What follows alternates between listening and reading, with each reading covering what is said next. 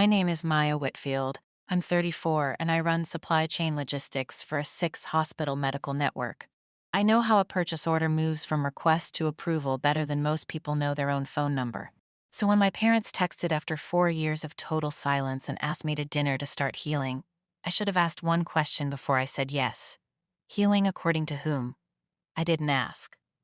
I drove an hour to the Marchetti, walked through the carved oak doors, and found 14 members of my family already seated at a table covered in lobster tails, dry-aged ribeyes, and a bottle of Barolo they'd opened before I'd even parked the car. My father looked up from the head of the table, raised his glass, and said the 5 words I'd spent my whole life earning. "You're paying, right? You owe us that?" He thought he had me boxed in. He hadn't counted on the phone call I was about to make to the restaurant's general manager, or on what his own card was about to announce to the entire table 20 minutes later. Welcome back to Quiet Reckoning Stories, where ordinary people get pushed to their limit and walk away with their spine intact. If you've ever been the one expected to fix, fund, or forgive on command, this one's for you. Comment when you get to the part with the phone, and don't forget to subscribe. But let me rewind a few weeks. Back before the table, before the parking lot full of cars that made my stomach drop, before my father tried to hand me a bill that cost more than my mortgage payment. I need you to understand who I was the morning that invitation landed, because that's the daughter they were counting on, and she'd been gone a long time. I grew up in a house where money came in like a tide and went out twice as fast. I started working at 15, folding towels at a laundromat my aunt managed. By 19, I was doing hospital inventory on weekends. By 26, I had a logistics degree and a job title nobody in my family could pronounce. By 30, I was running procurement for 4 hospitals, and by 32, 6. I'm not wealthy. I have a modest townhouse I own outright, a retirement fund I never touch, and one small luxury unsweetened iced tea every time I eat out, no matter the restaurant. My coworkers think it's a personality quirk. It isn't. When you grow up covering everyone else's tab, you learn to keep your own order small enough to walk away from without owing anyone an explanation. That Tuesday morning, I was reviewing a vendor contract for surgical supplies, the kind of task that makes you forget the rest of the world isn't running on spreadsheets. My phone buzzed. A text from my mother, a number I hadn't heard from directly in 4 years, only through my cousin Priya, who occasionally passed along updates like a diplomat between hostile nations. "Sweetheart, your father and I have been doing a lot of thinking. We'd love to have dinner and start fresh. Just the 4 of us. Me, Dad, you, and your brother Eli." Then, 30 seconds later, the second message. The one that should have told me everything. Family shows up for family. It's time we remembered that. Family shows up for family. She'd said it when I was 20 and covering the water bill with my community college paycheck. She'd said it when Eli needed a cosigner for his first car. She'd said it 3 years ago when I refused to cosign a $60,000 loan for his food truck business. A business built on a napkin sketch and zero market research. Family shows up for family had only ever meant one thing in my house. Maya shows up. I noticed she hadn't apologized, hadn't said they'd been wrong to cut me off. Just that it was time to move forward, as if the last 4 years had happened to nobody in particular. I typed back, "I'll be there." Then I went back to the surgical supply contract and pretended my hands weren't shaking. Here's the part that's hard to admit. The silence had almost broken me. Not because I thought I was wrong about the loan, but because I missed being needed, which is its own kind of wound. My therapist, Dr. Anand, spent almost a year helping me see it clearly. I'd been the family's emergency fund since I was a teenager, and somewhere along the way I taught them that my wallet was a vending machine. Insert guilt, receive payment. When the machine stopped dispensing, they didn't ask why. They just unplugged it and walked away. My friend Denise told me not to go. "This smells like a setup," she said over lunch, and she'd never even met my family. I went anyway, because I wanted to know if 4 years of silence had changed anything, or if it was just a longer version of the same old demand. I told myself one rule. One dinner, civil, no money on the table, and if it went wrong, I'd leave before dessert. I wrote it on a sticky note and pressed it to my dashboard the morning of. That note was still there when I pulled into the Marchetti's parking lot and started counting cars. My father's pickup. my mother's sedan, my Aunt Rosalind's SUV, Eli's beat-up hatchback with the food truck logo still peeling off the bumper. Then 3 more cars I recognized, and 2 I didn't. Just the 4 of us, my mother had written. I counted 9 vehicles and sat there for 2 full minutes with the engine off, reading my own sticky note like it might rewrite itself. I went in anyway. 34 years old, and I wasn't going to start running in a parking lot on a Thursday night. The hostess led me toward the back private room, and I heard them before I saw them. My aunt's laugh cutting through the din, glasses clinking. 14 chairs, 13 filled, 1 empty seat waiting directly across from my father. Lobster tails fanned across ice, a tiered stand of ribeye sliders, a bottle of Barolo already half gone. My mother stood and threw her arms open like I was returning from war. Applause. Actual applause from people who hadn't called me in 4 years. I sat down. What else do you do when the chair's already pulled out and a waiter is filling your water glass before your purse hits the floor? I thought it was just the 4 of us, I said. My mother waved a hand.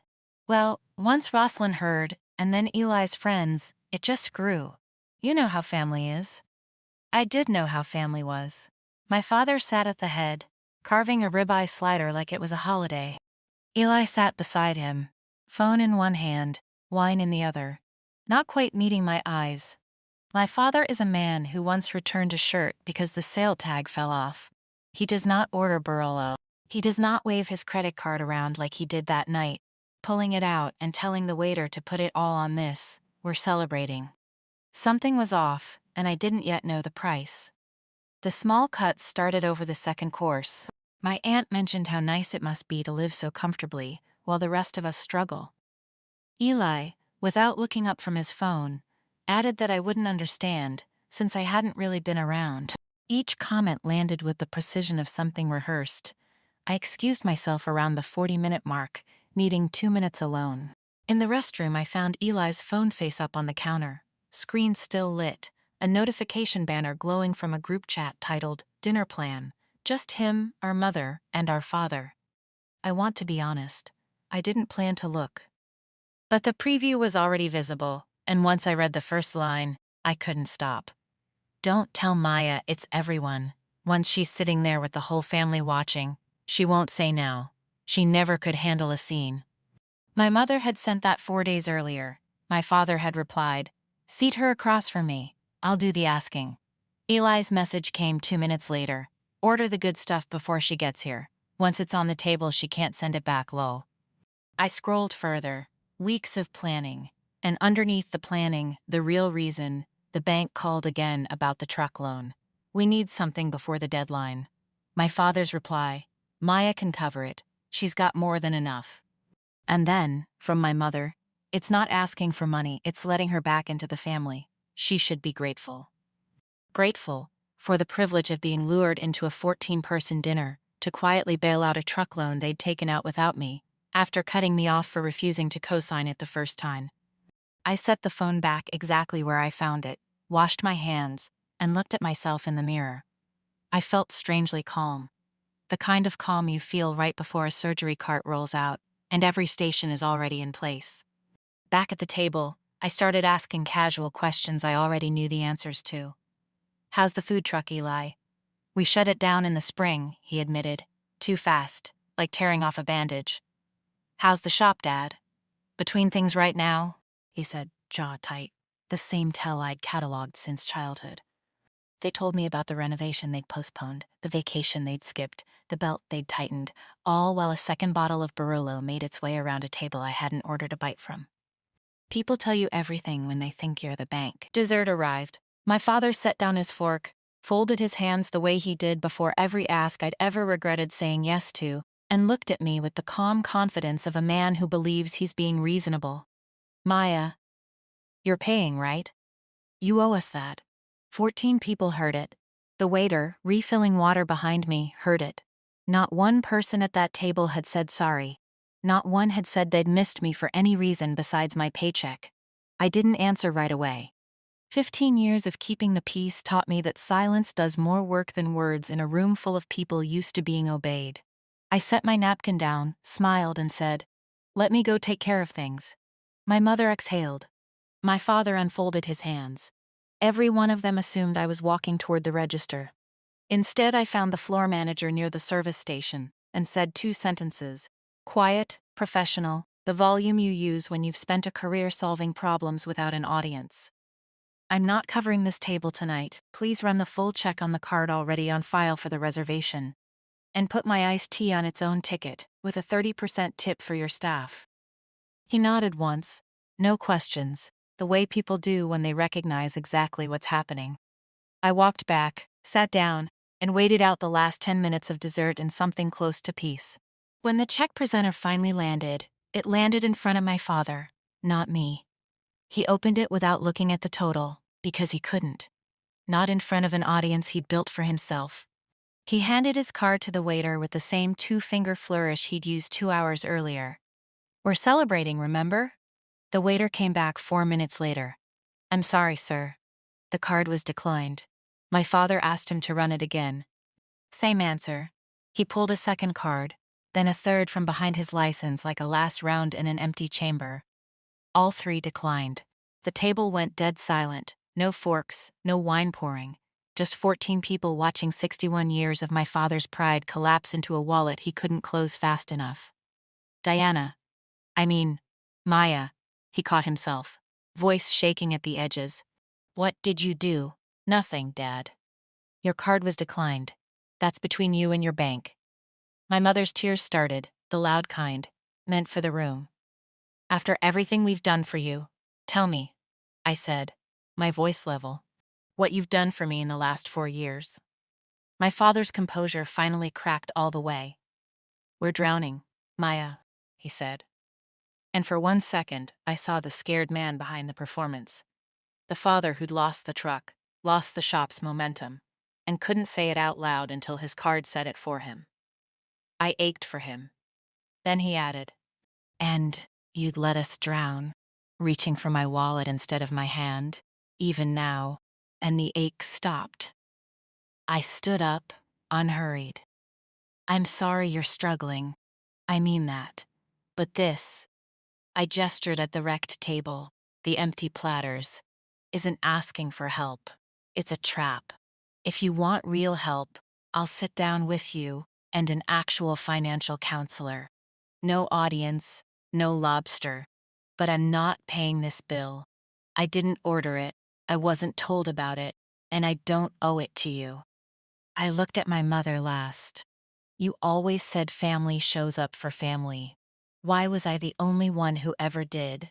Then I walked out past the hostess stand and into a warm, quiet parking lot. I sat in my car, read my own sticky note. One dinner, then home, and opened the family group chat one last time. Notifications were already flooding in. I didn't read them. I tapped leave conversation and watched it confirm. The weeks after were quiet. My cousin Priya reached out separately to say it was the most honest thing she'd seen at a family dinner in years, and that she was sorry she'd been part of setting it up. Ellie texted once, not to apologize, but to ask for help with a deposit on an apartment. I sent him the number of a financial counselor and wished him well. I heard, secondhand, that the shop closed for good that winter, that they moved somewhere smaller. None of it is what I wanted for them. All of it started long before I ever walked into that restaurant, and none of it was mine to fix. I learned that the most expensive thing you can buy is other people's comfort with your silence. And the night I stopped paying for it was the night I finally started keeping what was mine. That's the story. 14 shares, 1 glass of iced tea, and 3 declined cards that told the truth nobody else would. If you've ever been the family bank, hear this. Helping is a choice, not a debt, and a boundary doesn't have to be loud to hold. Share this with someone who needs to hear it, drop a comment, hit subscribe, and I'll see you in the next one.